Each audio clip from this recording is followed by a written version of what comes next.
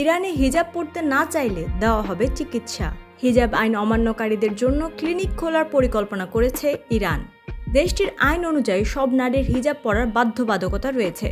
যারা হিজাব পরেন না তাদের মানসিক সমস্যা রয়েছে বলে মনে করে দেশটির সরকার, আর তাদের চিকিৎসা দেওয়ার জন্য খোলা হচ্ছে ক্লিনিক।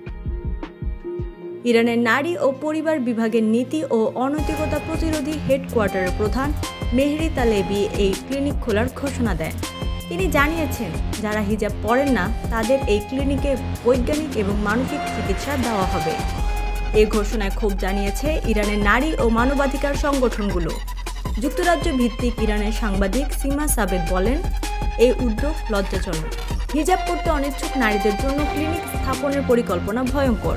এর মধ্য দিয়ে ক্ষমতাসীনদের মতাদর্শের সঙ্গে মিল না হলে সমাজ থেকে তাদের আলাদা করে ফেলার ব্যবস্থা হবে।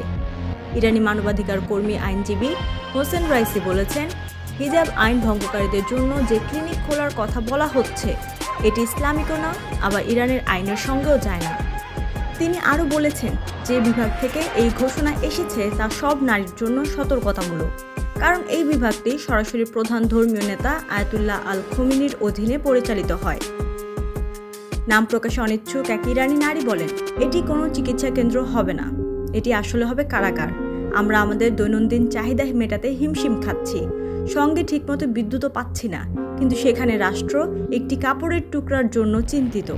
যদি আমাদের আন্দোলন শুরু করতে হয় তাহলে এখনই সবাইকে রাস্তায় আসতে হবে, নয়তো আমাদের সবার জায়গা হবে কারাগারে। 2 সপ্তাহ আগে ইরানের এক বিশ্ববিদ্যালয়ের শিক্ষার্থী অন্তর্বাস বাদে শরীরের সব কাপড় খুলে ফেলেন। লেবুর সুঘ্রাণ আরো বেশি, ত্বকের যত্ন আরো বেশি, চলে আরো বেশি। আপনার পকেটে কি বিদেশি না বাংলাদেশি?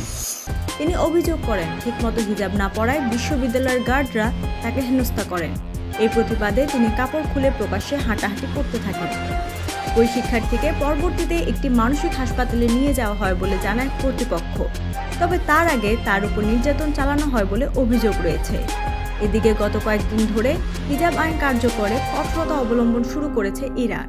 যারা আইন ভঙ্গ করছেন তাদের গ্রেপ্তার করা হচ্ছে।